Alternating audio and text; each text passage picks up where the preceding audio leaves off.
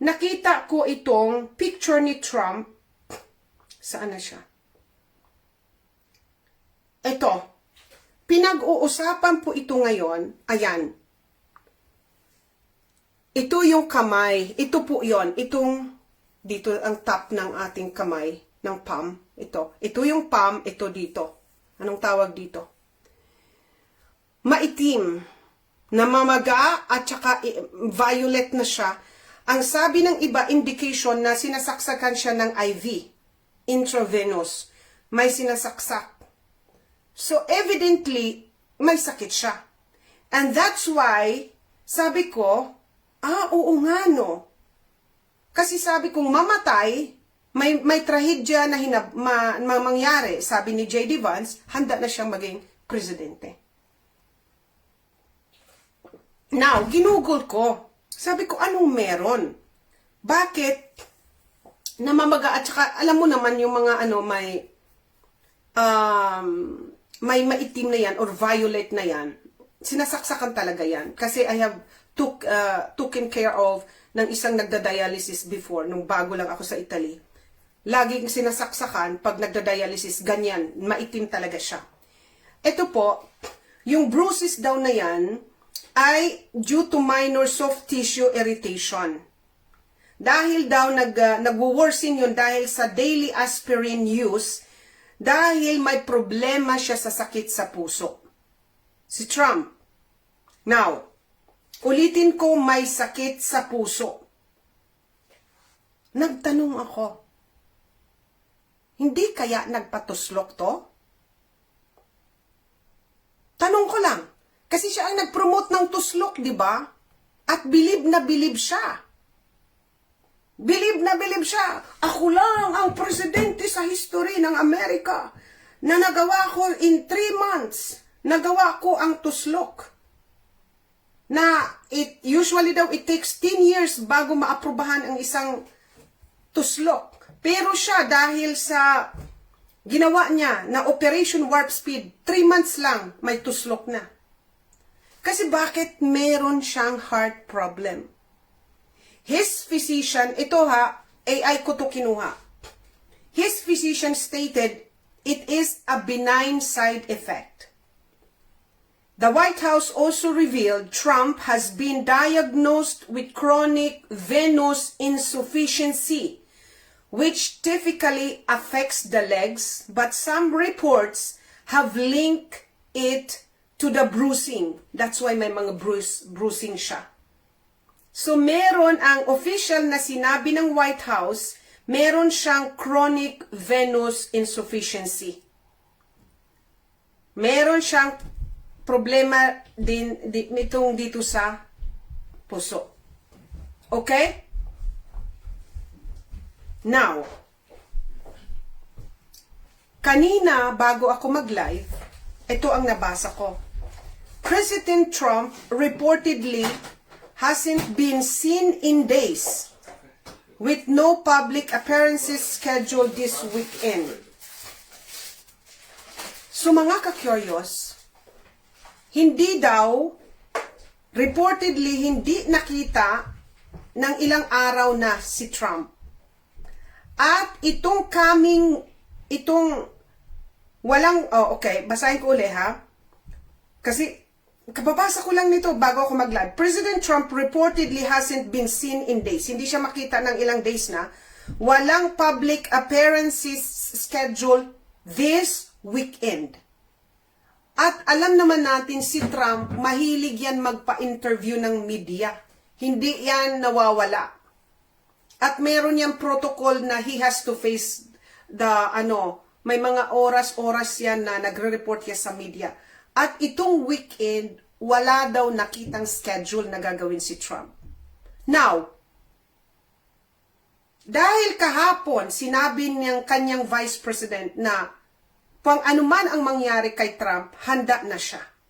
So ano to? Seryoso? Na binibigay na nila sa taong bayan na anytime pwedeng maganyan si Trumpo? Hindi natin alam. Hindi natin alam. It's the fact na handa nang pumalit si J.D. Vance kay Trump. Now, we have to summarize itong mga nagyari, inireport ko sa inyo. Naalala ninyo si may-ari ng X, si Elon Musk. Nag-tweet siya before na, di ba nag-away sila ni Trump? Talagang balitaktakan sila at sinabi ni Elon Musk, kaya ayaw mo ilabas ang Jeffrey Epstein files kasi ikaw, Trump, nandoon ka sa listahan. Ang gustong i-point out dito na isa ka sa mga nagchuchuk-chak sa mga minors. Isa siyang kasali doon sa mga pedo. Ito yung parang pinuportray ni Elon Musk na tungkol kay Trump. At pagkatapos niya sabi ni Elon Musk, kaya ayaw mo ilabas yung Jeffrey Epstein files kasi nandoon ka sa files. Nandoon ka, Trump. At pagkatapos niya na sinabi yon, nag-post si Elon Musk ng picture ni Trump na meron pa siyang nakaganon sa harap, may 3 babae at nakaangklang ganon si Trump at nandito si Jeffrey Epstein. Okay? Pagkatapos nun, sumagot si Trump na, ikaw Elon Musk, addict ka. So, pumunta yan ang kanilang awayan ng grabe. At to the point, mga ka-curious, na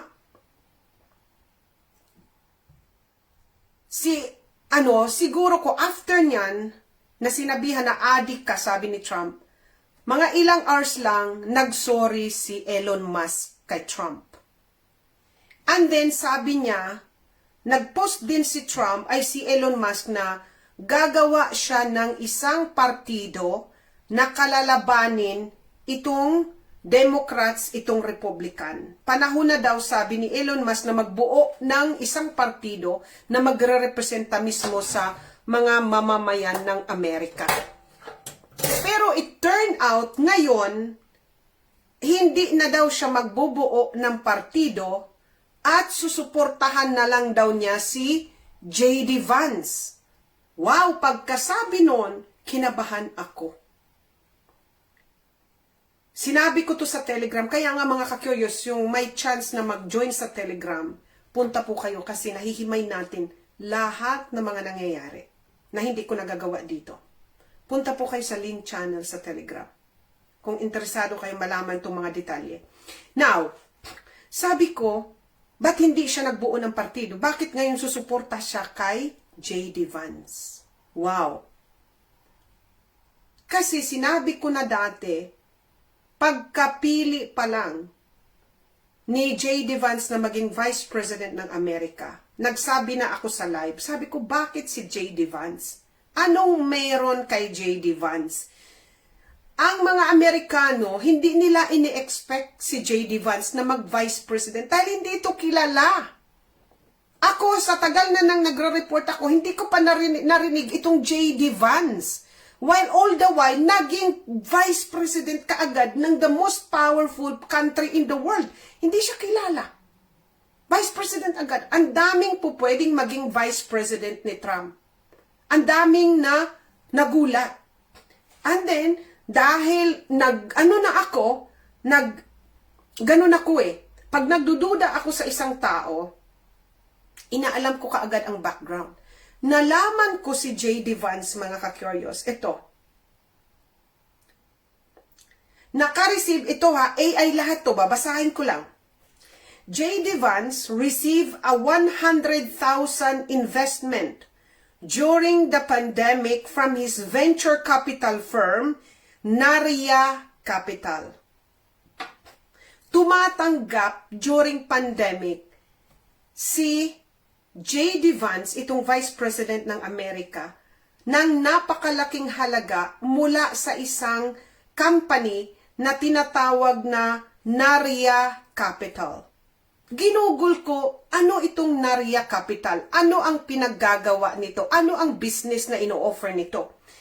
Ito, Narya Capital invests in both editing technology and human editing.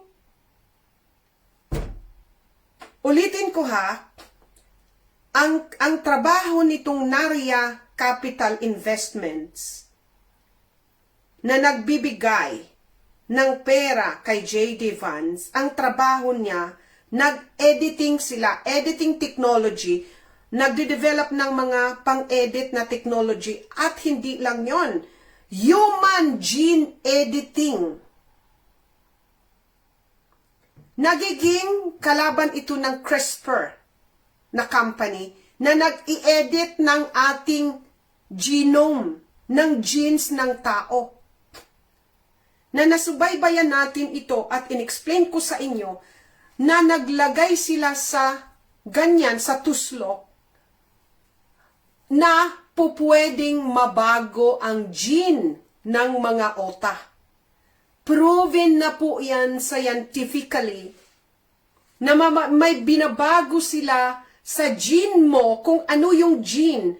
'Di ba may mga code ang mga gene natin, halimbawa AB, ABCD, tapos yung ABCD yan may kinalaman sa gene kung bakit maitim ang buhok mo, kung bakit punggok tayo, kung bakit black na black yung natin, mata, bakit may mga blonde hair, kasi doon yan sa genes natin. At may mga code yung mga genes natin. Halimbawa, CDF, responsible kung bakit matalino ka. Tapos yung CDF na yun, pwede nilang i-edit yon, baguhin yon para maging bobo ka. Maging masunurin ka na lang. Pwede yon. Ini-edit ang gene mo.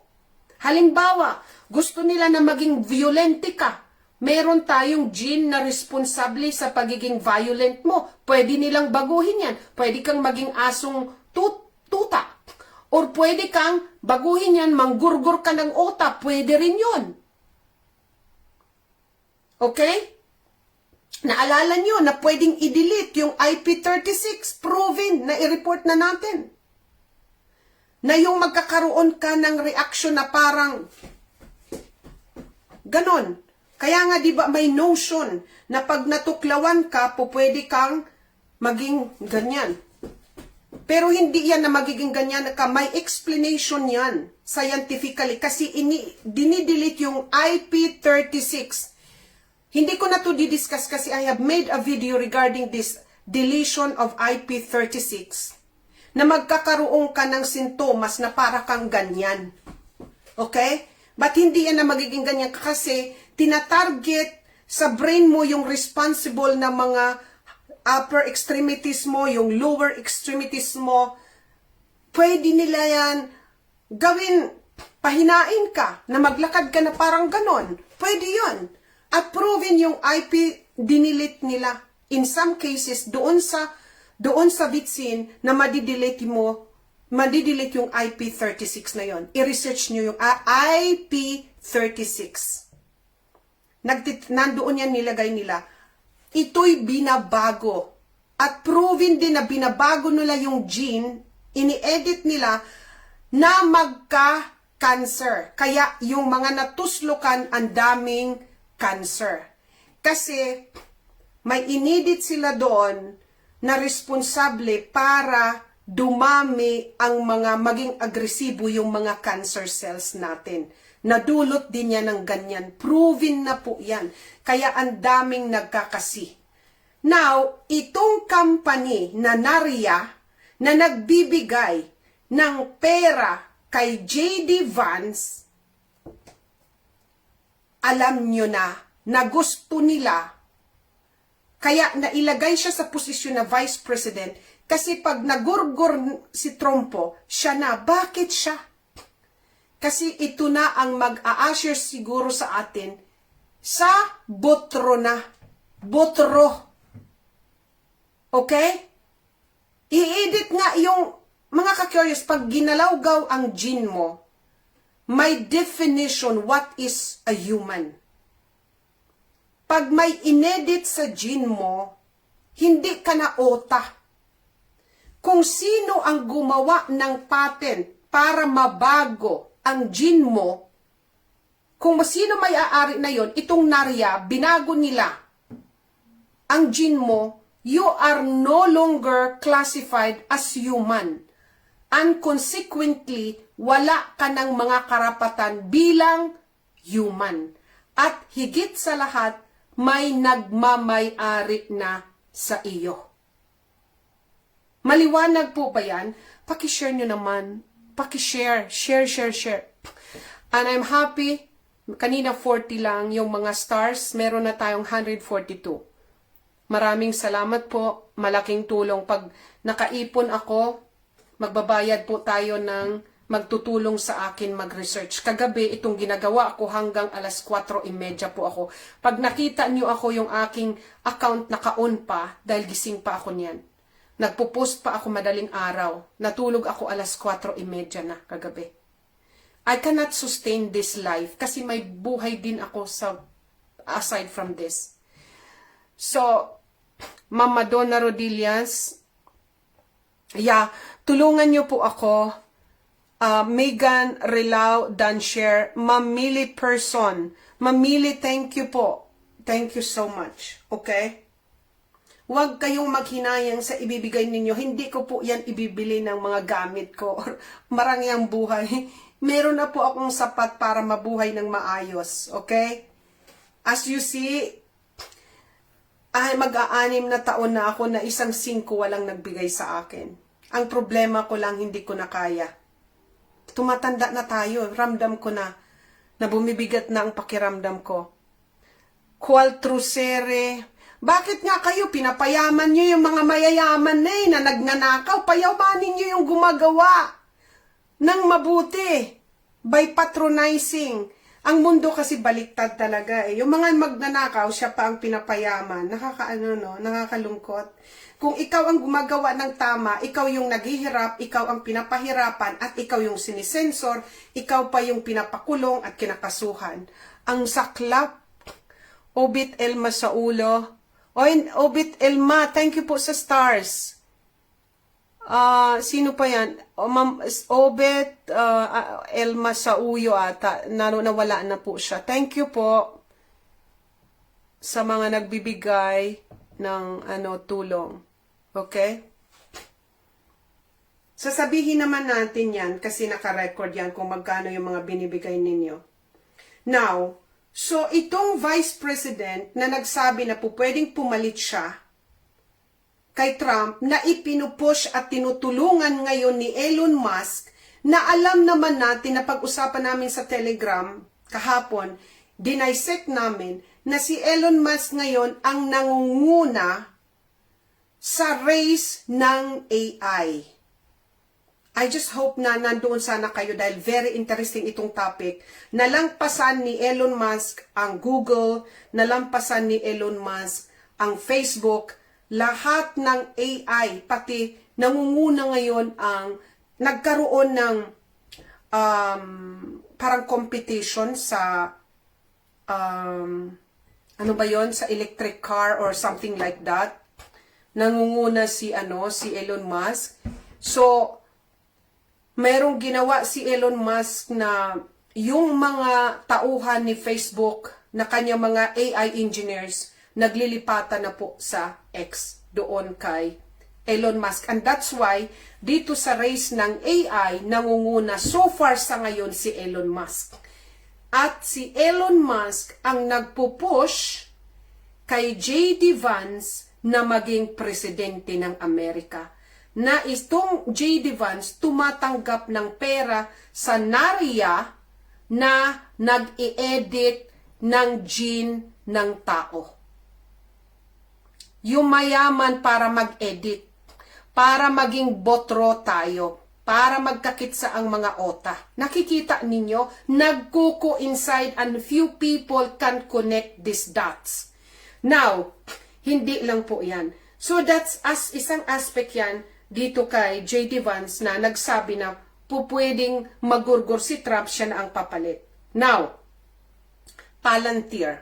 Mag-usap tayo dito sa Palantir. Isang AI mogul na, mga kakyoryo, si Peter Thiel ang CEO ng Palantir.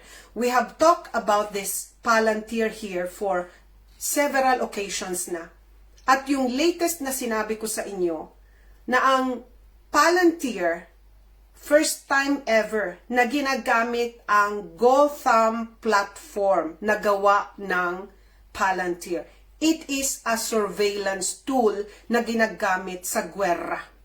In fact, this is the first time na ginamit sa war ngayon ng Israel laban sa the rest of the countries dito sa Middle East. Now, ito ang sabi ng AI. Peter Thiel, may mga connect ito, kaya hindi nyo talaga ito madidibang. Palantir co-founder Peter Thiel was a major supporter of J.D. Vance. Noong 2022 senatorial campaign ni J.D. Vance, nag-donate si Peter Thiel ng Palantir the whopping amount of $15 million. Okay? Other investors, including Palantir co-founder Joe Lonsdale, have indicated they plan to back up Trump Vance ticket. Makikita nyo mga ka-curious, so ang nagbaback up kay J.D. Vance, puro mga AI mogul. I-summarize na natin. So, binigyan siya ng pera ng Narya, nagde-develop nitong technology na nag-i-edit ng human genome. Narya, nagbigay ng pera kay J.D. Vance. Si Peter Thiel, na gumagawa ng AI, ang pinakamayaman na mogul ng AI, nagbigay din noong nagsisenador, kumandidato pagkasenador pa lang itong si J.D. Vance. So, pinupush talaga ng mga Digimon. Naging senator si J.D. Vance dahil sa 15 million na ibinigay ng Palantir na CEO na si Peter Thiel. Pakinggan nyo ha. Peter Thiel was a significant donor to J.D. Vance 2022 senatorial campaign, giving 15 million to a super PAC that supported Vance. Thiel, nakikita nyo mga ka-curious. So, siya ang nag-push na manalo at baka sila din ang nag-push na maging vice president. Kasi, bago ka maging vice president, dapat may posisyon ka, senador. At yung 15 million ni Peter Thiel ng Palantir ang nagpanalo sa kanya. At kaya, masinasabi natin bakit all the while hindi siya kilala, vice president kaagad ng United States of America. So, ito pa ha, may connection ito. Palantir, ulitin ko lang itong Palantir, ito yung gumagawa ng AI. Ang may-ari ng ang co-founder ay si Peter Thiel. Okay. So, Palantir has nakasecure siya ng numerous contracts with the Trump administration, including a new 30 million contract with immigration and custom enforcements to develop an immigration OS platform for tracking and deporting non-citizen. The company also signed a 1.3 billion contract with the Department of Defense for an AI tool called Project Maven and an agreement to combine 75 existing contracts with the Army into one with a potential value of up to 10 billion. Palantir has also worked with other agencies like the Department of Health and Human Services and IRS on data consolidation projects. Ito na yung mga ka-curious, ang si Palantir talaga dahil sa pag-sign na ng kontrato sa Trump administration, mga ka-curious, pag-sign ng kontrato sa Trump administration ngayon, na maging digitalized na lahat. Salamat sa databases, sa AI na gagawin ngayon ng Palantir. Naiintindihan nyo mga ka-curious. Ang daming na-secure ng contract. Ulitin ko lang ha. Secure na po ito na kontrato. Ang iba dito is naaprubahan na ng Trump administration ang kontrata ng Palantir.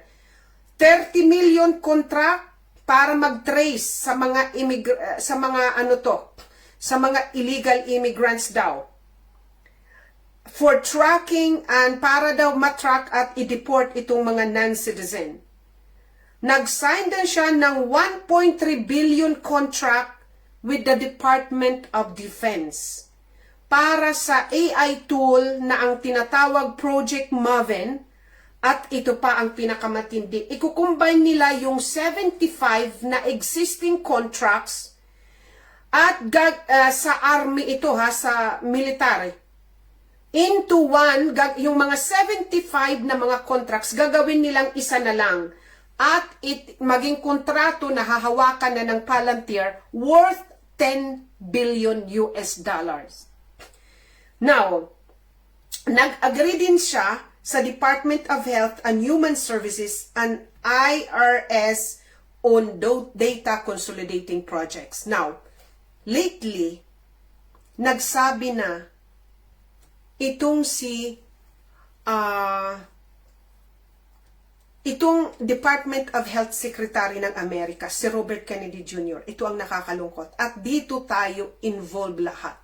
Nangunguna na po ang Amerika. Makikita na daw natin sa ating mga phones kung anong yung ating health data. So mga ka-curious, buo na. At ito'y salamat kay Peter Thiel na binigyan ng pondo at binigyan ng kontrata ni Trump. Naalala nyo yung 500 billion projects na the biggest data base na gagawin ng Amerika na ngayon na umpisahan na ang construction sa Texas. 500 billion kasi sabi ni Trump, gusto niya, siya ang manguna ng database, itong lagakan, lalagyan ng lahat ng ating mga datas, including ito na yung iris, yung scan, lahat na po na nandoon na ang alam kung saan ka nag-travel, kung kumain ka ng nikar, kung ilang konsumo na ng gasolina mo, ano ang sakit mo, ano ang mga gamot na tinitake mo, saan ka nagbabiyahe, yung mga expenses mo, yung konsumo mo sa gasolina, konsumo mo sa electricity, andan na po yon sa national ID. At ang gagawa po nito, pati yung health mo na sinasabi na ni Robert Kennedy Jr., makikita nyo na sa phone ninyo. Buo na po mga ka-curious. At itong Palantir na ito, ang nasa likod, ang nagbigay ng pera para kung nagurgur si Trump, na sinabi na ni J.D. Vance na pag namatay si Trumpo, siya ang ready na siyang pumalit. Nakikita niyo mga ka-curious. Now, ang tanong ko, unti-unti ba nila ginugurgor si Trumpo para ilagay si J.D. Vance na hindi mo kilala biglang naging vice president at ngayon nagsasabi na handa na daw siya pumalit in case magurgor si Trumpo? Alam mo, naniniwala ako. Kasi di ba, lagi natin tinutulig sa ako dati, lagi akong Trump. Mahal na mahal natin si Trump. Akala natin si Trump yung makakasalba. And then all the while, biglang nabaliktad si Trump. Biglang naging... At saka yung... Ito talaga yung sinasabi ko na the moment nag-inauguration na yung Bible, yung asawa niya, di ba, nung inauguration na kaganyan. Kaganyan talaga, ha? Kulang na lang ano sa mukha ni Trump. And then si Trump nasa harap, nakaganyan si Trump. Nandito yung Bible. Nandito. Bakit hindi nagtaas si Trumpo? ng kamay. Ay ibig sabihin, bakit hindi niya inilagay yung kamay niya sa Biblia? Kasi ibig sabihin, gagawa ka ng tama, maka-Diyos ang gagawin mo. Di ba sinabi ko yan sa inyo? May masamang pangitain. Kasi nung first term ni Trump, nang na-elect siya sa first term niya as president, humawak siya sa Bible. Tingnan niyo sa internet. Bakit ngayon ang iba naman gina-justify? Ay, baka daw hindi napansin ni Trump yung Bible. Paano hindi mapapansin nandyan? Yung asawa niya nasa side niya. Kulang na lang ganunin sa mukha. Paano hindi niya makikita na nasa harap ng Biblia? Ba't hindi niya inilagay yung kamay niya? Yon ang pinakamalaking question mark. Kasi sabi ko, gagawa siguro siya ng hindi naaayon sa gawain ng Diyos. Yun ang pumasok sa isip ko. And then, nagsunod-sunod na yung mga pag-undermine niya sa mga karapatang pantao. Sumunod-sunod na yung pinakaunang in-invite niya sa White House. Pinag-ipon-ipon niya ang mga AI tech billionaires. Naalala nyo? Nandoon si Facebook, nandoon si Peter Thiel, nandoon si Larry Ellison. Si Larry Ellison, may record ngayon ng lahat ng mga movements ng bangko ninyo. Yung nag-withdraw kayo, ilan yung na-withdraw mo araw-araw, ano ang ginastos mo regarding banking. Nandoon yan, pagmamayari yung platform na yon ni Larry Ellison. Okay?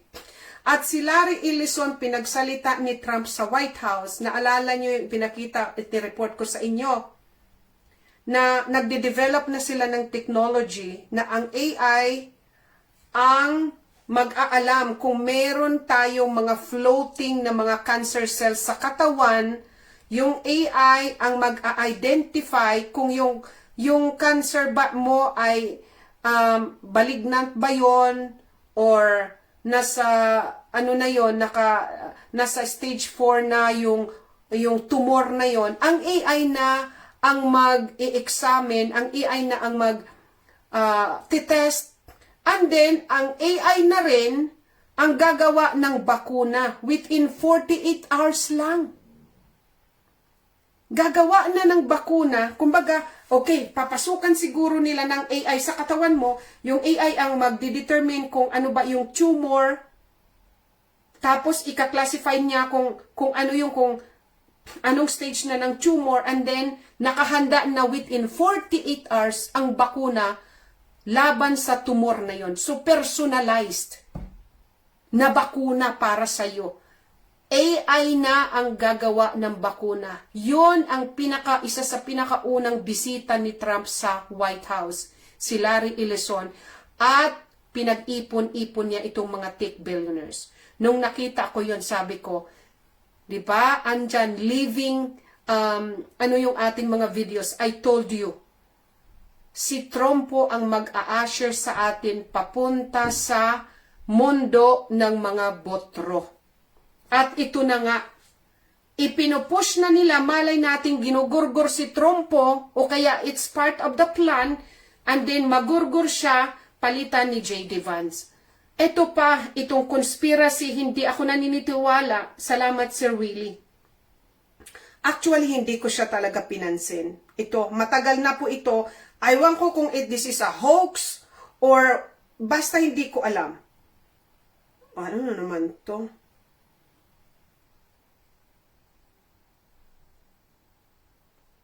Okay, ito. Ayan. Hindi ko alam kung hoax yan. Hindi ko alam kung magkatotoo yan. Sino yan? But it has been floating around. Kahit hindi totoo yan, ha? Sabihin na natin. Kasi wala naman tayong ebidensya. Pero kung yung may gumawa nito, yung nag-isip lang, na nangyayari na ngayon na may kitsa na siya, na sinabi na napapalitan, pwede siyang palitan, handa na yung papalit sa kanya. Ayan o, it's all over the net, internet, ang dami, ayan o. Nasa kabaong na si Trumpo. At talagang yung kanyang classic na necktie, siya yun. Hanapin nyo sa internet. Hindi ko alam, actually, Ako kasi hindi ako mahilig sa mga conspiracy unless na lang na meron akong ebidensya. Pero given, sabi ko Simpson strike again, kasi alam naman natin na ang dami-daming nahulaan na nagkatotoo. Hindi lahat pero ang dami. Ang dami talaga na nagkatotoo na sinabi ni Simpson. Hindi ko to alam but given the situation, kahapon, sabi ko nga, Sir Willie, naalala ko, nakita ko yun, na may picture na nakatihaya ng ganon si Trumpo. Ayun, thank you, Sir Willie. But anyway, magkakatotoo itong prediction na magugurgur siya, given na ito, meron na siyang mga sinasaksak na ang itim na ng kanyang at may problema siya sa puso. Ang tanong ko, nagpatuslok ba ito? Kasi siya ang number 1 na promotor? Bakit biglang may kitsa sa puso? Hindi ko alam. It's a lot of questions. The fact lang na sinabi ni J.D. Vance na handa na siyang maging presidente, for me, it tells all. Okay? So, bahala na po kayo. Ito na nga, na binasa ko na kanina, na President Trump reportedly hasn't been seen in days. Hindi na daw siya makita ng ilang araw at wala daw siyang mga public appearances itong weekend na ito. So, I don't know, mga ka-curious. Hindi ko alam. So, now, meron pang isang aspect na na-research ko rin. So, nakita na natin na nakapalibot dito sa gusto maging next na presidente ay mga OTA na number 1 sa AI. Ang pera nang gagaling, kaya no wonder, kasi he was being shoot to power, at imaginein mo baka maging presidente pa. Ang pera galing sa mga AI, okay? Now, maliban pa, itong si Peter Thiel ng Palantir, meron din silang ugnayan in the past with President Trump. Okay? Now, punta tayo ngayon. Si Larry Fink, nagdudugtong. Si Larry Fink, F-I-N-K, dating presidente ng BlackRock, di ba? Sino ang hindi nakakakilala kay Larry Fink? Yung mga ka-curious natin kilala siya. Si Larry Fink, ang dating CEO ng BlackRock. Ang BlackRock ang pinakamalaking investment firm sa buong mundo. Nangungutang, hindi lang siya investment firms, parang bangko rin siya, inangungutang sa kanya ang mga mayayaman para sa mag-business o mga bansa nangungutang. Pero bago ka maaprubahan ang utang mo or makapag-invest sa kanila, sila ang number 1 na nagpo-promote ng mga ESG. Ano yung ESG? Environment, ano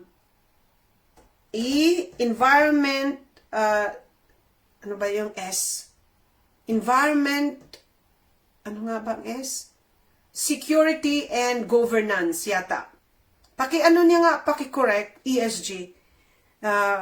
ESG, environmental, security and governance. Paki-correct nyo nga ako, mga ka-curious, hindi ko maalala. But anyway, ang BlackRock ang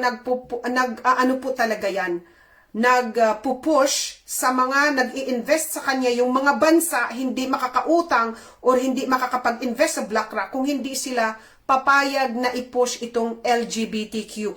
Sila po yan. Bakit? Kasi nga, sabi ko, yung transitioning from man to woman or woman to man, ito po ang a-usher papunta sa transhumanism, yung walang kasarian. Kasi di ba ang trans, hindi mo na alam, may mga queer, walang kasarian, meron bading, ginugulo, kasi walang kasarian. Kasi ang butro, walang kasarian yon. Yun ang papunta, pinopromote nila. At isa sa promotor na yun sa buong mundo, ang BlackRock, na ang CEO ay si Larry Fink. Now, si Larry Fink, inalis na sa BlackRock. Nandito na siya sa World Economic Forum. Kinabahan din ako. Sabi ko, wow, bakit? talagang na-feel ko kaagad na ipupush talaga nila itong nandito na tayo talaga sa AI at itong mga butro na. Kasi mga ka-curious, si Larry Fink ang nag-umpisa dito na i-promote itong mga dingba-dingba sa lahat ng bansa na umuutang at nag-i-invest sa BlackRock. Hindi ka makakapag-invest kung hindi mo i-promote sa mga bansa mo itong mga bading-bading ni Kabayo. Siya yan, isang tauhan yan, si Kabayo. Si Kabayo Vice. Okay? Sila yan ang nag-promote. Now, bakit siya inelect ngayon sa World Economic Forum chairman? Kasi, kailangan na nila, walang ano to, soulless ito, walang kaluluwa ito si Larry Fink. Pag ikay ay humawak ng mga trilyones na pera, wala kang awa, walang katitingyan na awa. Kaya kailangan siya ilagay ngayon para actively and insistently at talagang diretso na ipatupad nila yung botron agenda nila. Kaya inilagay si Larry Fink as World Economic Forum. Now, makikita nyo ngayon, nakahanda na lahat yung pinakamalalaking kumpanya na magdidikta para mapunta na tayo sa kanilang agenda. WAF, nandyan na si Larry Fink. Pag naging presidente pa ng Amerika si J.D. Vance, na ginastusan ng mga mugol na mga pinakamayaman sa AI yung nagde-develop na ng mga butro.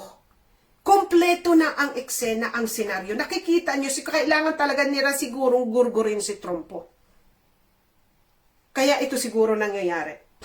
Or it's all part of the plan. Bakit nakalagay niya sa Simpson na nagurgur na siya? Makapart yun ng plano. Kasi tingnan mo, pati si Larry Fink na itong nag-manage ng trillion na pera na WAF chairman na ngayon, nag-serve siya nung first term ni Trump, as Strategy and Policy Forum and Advisory Council of Business Leaders during Trump's first term. Additionally, news reports have indicated that BlackRock has handled some of Trump's personal investments. Kaya magkadugtong-dugtong ang kanilang bituka, mga ka-curious. Ang pera pala ng mga personal investment ni Trump in the past, bago pa siya maging presidente, dami na or ininvest na ang humahawak ng mga personal na kayamanan di umano ni Trumpo, si Larry Fink. Kaya magkadugtong sila ng bituka. Nakikita niyo na kung kaano ang kanilang involvement? Trump has publicly stated that Larry Fink managed some of his money, but this was after BlackRock's funding. Kasi ang founder ng BlackRock, isa yan sa founder, si Larry Fink. Kaya nga siya ang CEO. Nakikita nyo, bago maging founder ng BlackRock, nagtrabaho na yan si Larry Fink kay nag-manage ng asset ni Trump. Magkadugtong ang kanilang bituka. So, itong nangyayari ngayon, malay natin kunwari may kitsa lang siya para mag-exit siya. Kasi mga ka-curious, kailangan, hindi nila po pwedeng, kaya ngayong iba na tumutulig sa akin, nakakaawa kayo actually. Kasi nagagalit kayo sa akin, dahil lang maka-Trump kayo, nagagalit kayo sa akin. Anong makukuha ko dito? Kaya mali na naman kayo dahil ito na ang sinasabi ko sa inyo na magkakadugtong sila. Kasi yung sinasabi ng iba, bakit gumagawa naman si Trump, nililinis niya lahat yung mga illegal immigrants, hindi rin totoo. Dahil ang sabi ni Trump, papalayasin niya lahat yun in millions. Yes, in-stop niya yung pagpasok, but nandoon na sa inyo yung 20 million na mga illegal immigrants sa Amerika. Ba't hindi niya pinapaalis? Wala namang batas na nagbabawal na paalisin lahat yon. May batas nga na protektahan mo, alisin mo yung mga illegal na yan. Pero ba't hindi niya ginagawa? Yes, meron silang mga 200,000 na pinapaalis, but it has nothing doon sa kanyang iplinano na itong mga milyones aalisin niya ng mga illegal immigrants. At it's not happening. Alam mo ang ginagawa sa inyo sa Amerika ngayon, dinideploy na ang mga National Guard. National Guard is a symbol of control. Tandaan nyo, tuwang-tuwa, ay, nililinis na, bumaba na bumaba na daw ang mga, ni Trump, yung kriminalidad sa Washington, D.C., bumaba na ang kriminalidad sa Los Angeles kasi nga idineploy ang National Guard doon, nilinis, inilagay sa kulungan yung mga kriminal, ganyan, tuwang-tuwa. Pero ang hindi nyo alam, mga kababayan ko, gagamitin na ni Trumpo ang AI platform ng Palantir ni Peter Thiel na nakakuha na ng kontrato, surveillance po. Now, ano ang rason na kunwari para matanggap ninyong Amerikano na legal ang ginagawa o para sa kabutihan ninyo? Idinadahilan ni Trump ang mga illegal immigrants. Sa pamamagitan daw ng AI na ito, kasi gagamitin na nila yung inireport ko sa inyong ginawa ni Larry Fink na Gotham platform. Yung AI po yon na na-explain ko na sa inyo na ginagamit ngayon ng Israel para tugisin ang kanyang mga kalaban sa Middle East. Yung Gotham platform, AI platform na yan ay gawa ng Palantir. Palantir ni Peter Thiel na nag-manage ng kayamanan ni Trumpo. Makikita niyo mga ka-curious. Ano ang ginagawa ng Gotham AI na ito? Alam mo yung andaming pinatay na mga nuclear scientists sa Iran. Ilan yun? 8, 10?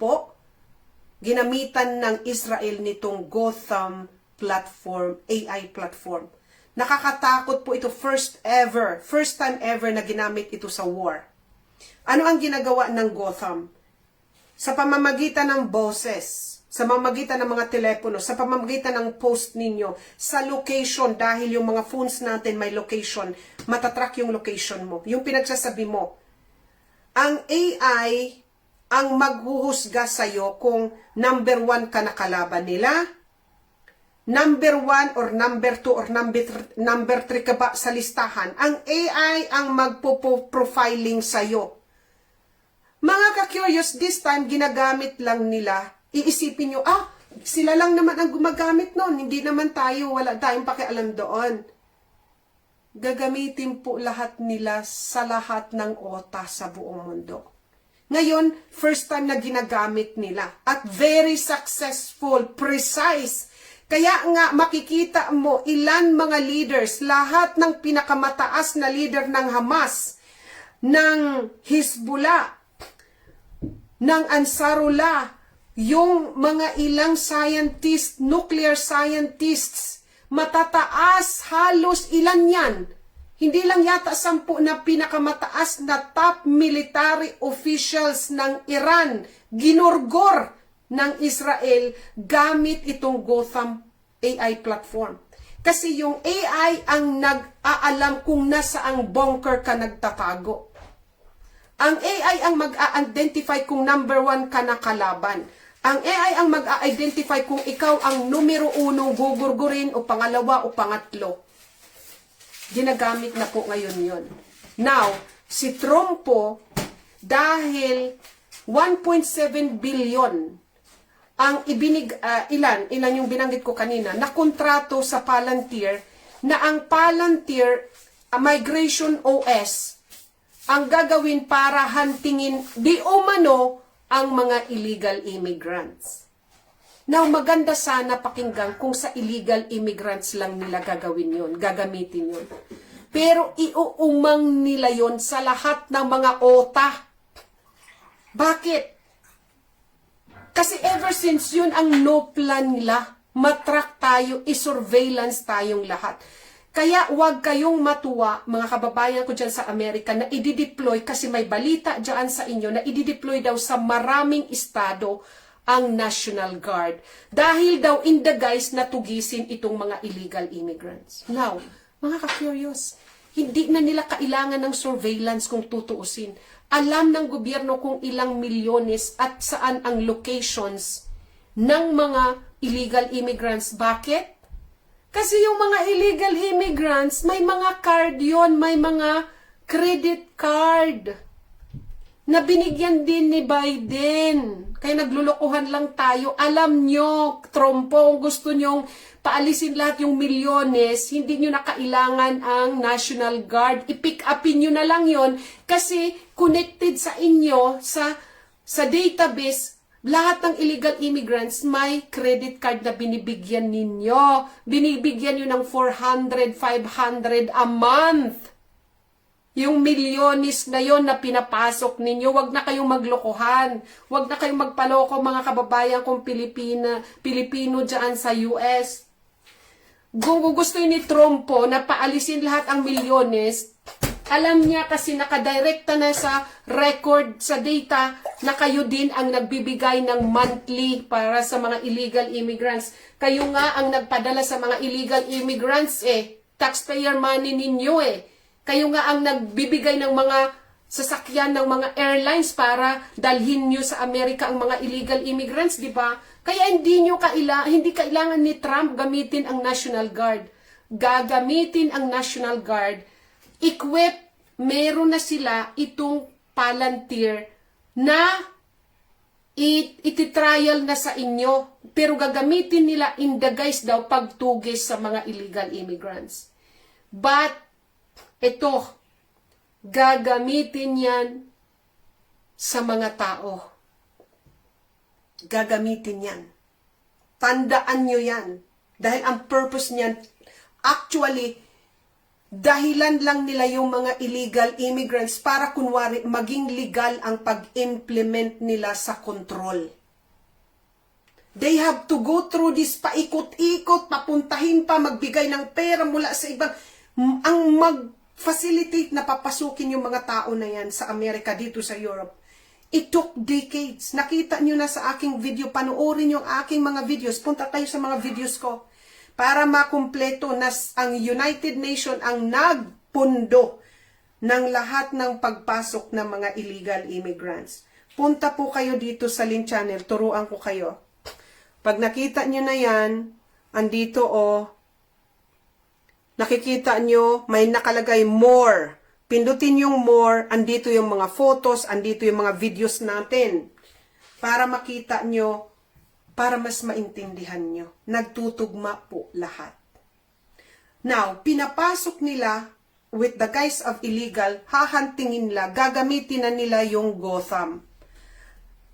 Ang AI na ni Peter Thiel, ang mag-a-identify sa inyo kung sino ang unang lagyan na kalaban ng bayan. Kung yung unang huhulihin, kung sino ang unang, meron na kayong profiling. Sino ang number 1 na kalaban ng gobyerno. Now, ano ang matatakot na dapat matakot kayo? Dahil nakaumang yan sa atin. Pag next time na may Monique Plandi sila, by the way, isingit ko lang, may chikungunya na daw first case na na-detect sa Russia. Wow! So may chikungunya virus na yung galing sa mosquito, nandito na sa China, nandito na sa Russia, sa Amerika, nandito na sa Europe. Now, alam nyo na may balak sila na Monique Plandi na magkakaroon ng Monique Plandi 2025, yung SARS pandemic. 2025. Kaya pinupush na itong, nakikita ko, wow, ang dami na nitong chikungunya virus na pinag-spray-sprayan ni Billy Boy. Panoorin nyo yung ating video, nagkakatotoo. Kasi kung hindi ka, pag nalaman, base sa profiling, o ikaw matigas ang ulo mo, hindi ka nagpatuslok, ganito, dumami na yung karni mo, kumain ka nito, malagi kang nagva-violate, hindi ka na sumusunod sa carbon footprints. Ang AI, yung Gotham na yan, ang magka-classify sa'yo. Matigas ba ang ulo? Ano yan? Number 1 ka sa pinakamatigas o pag 10 ka sa pinakamatigas, hanggang sa targetin ka na. AI na po lahat. At it is It is happening now ngayon sa gwera at yun ang gagamitin ni Trumpo. Uunahin na yan at mag-a-approve kayo kasi ang iniisip ninyo para yan sa kabutihan ninyo kasi tinutugis ang mga illegal immigrants na gumawa ng gulo na pinapasok at pinundahan din nila. Pinapatira pa sa mga 5-star hotels. Mga ka-curious, and this also include, yung sinabi ko, first time na narinig ko, na bakit magkakaroon talaga ng logo sa Amerika. Why?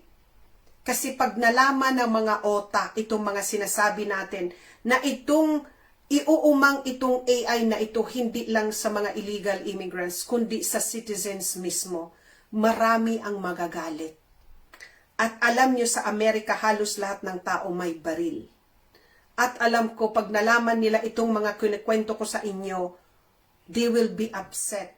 And that's why si Trump, 3 days ago, lately lang, nag-sign siya ng executive order na ikukulong ng 1 taon ang sino man magbalahura sa flag ng Amerika kung sino ang magsunog. Paparusahan. So panakot na yun na wag mo yung gagawin yan. Kasi ina-anticipate siguro nila na may malaking pag-aalsa na mangyayari. At hindi lang yan. Kasunod noon, nag-sign siya ng executive order na ikulong ang magbalahura sa flag. Sabi niya, babaguhin daw niya ang Department of Defense at gagawin niyang Department of War. Kinabahan din ako nan at sinabi ko sa inyo, sabi ko, wow, nag-a-anticipate. Sinasabi na nila, kasi sabi ni Trump, hindi lang naman tayo dapat defense lang, dapat magbangbang talaga, mag-war. Kaya, nakakatakot, no? At least maganda-ganda pa pakinggan yung Department of Defense kaysa Department of War. Departamento ng Gwera. Kasi he is now doing it. At hindi nga tayo diba? 75 ng kanilang stockpile ng weapons, naubos na daw, magre-refurbish sila kasi inubos na ng Israel dahil sila ang nagfa-fund ng armas, nagbibigay ng pera at armas sa Israel. Kikita nyo na lahat siguro ko sabi ko, bakit ngayon nag-sign siya ng executive order na ikulong ang mga mag-burn ng flag? Kasi alam nila na may uprising. Pag nagising ang masa, I know the masses will not approve sa pinagwaga-waga nila. Kaya mga ka-curious, natatakot ako sa susunod na mga mangyayari. Dahil, tandaan nyo, sasabihin ko ngayon, once na nagurgur si Trumpo at nagkaroon tayo ng presidente na backup finance ng mga jijimon na nangunguna ngayon sa pagwaga-waga ng AI at botro, alam nyo na po, it is unstoppable. Botro, papunta na po tayo doon.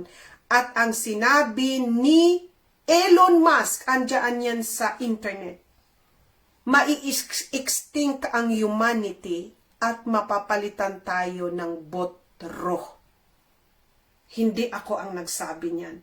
We are in danger of extinction. Papalitan tayo ng botro.